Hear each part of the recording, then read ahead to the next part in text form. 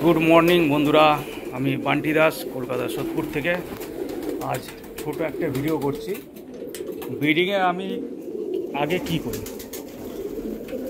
এই ব্রিডিংয়ে আগে এই চট কেটে আমি রাখি সব সময়। এক বস্তা চট কেটে রেখেছি।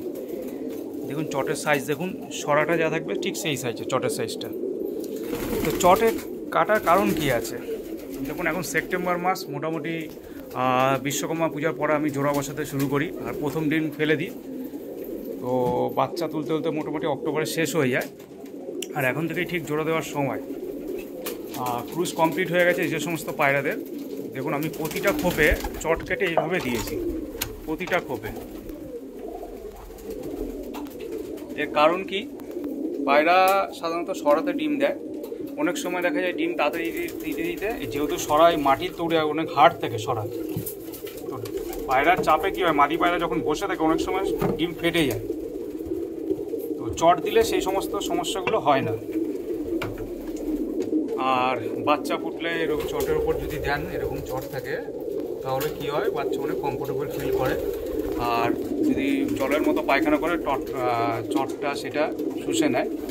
তবে এই চটটা আপনাদের মাঝে মধ্যে রোদ দিতে হবে যখন বাচ্চা হবে। প্রতিটা খোপে, এখানে যে কটা খোপে যে প্রতিটা খোপে আমি চট দিয়ে দিয়েছি আজকে। যারা নতুন ভাই আছে এরকম চট ব্যবহার করতে পারেন, কেটে চট দেবেন।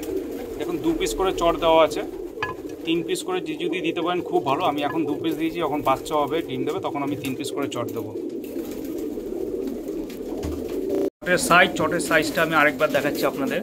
ঠিক এই সাইজটা হবে, এটা সরার পরিমাণ সাইজ হবে, বড় হবে না কমও হবে না। আর আপনারা এইভাবে চট ব্যবহার করুন, দেখবেন অনেক উপকার পাবেন।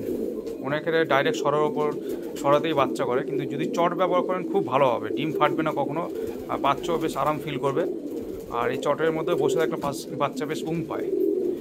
ঠিক আছে, ধন্যবাদ বন্ধুরা ভিডিওটি দেখার জন্য।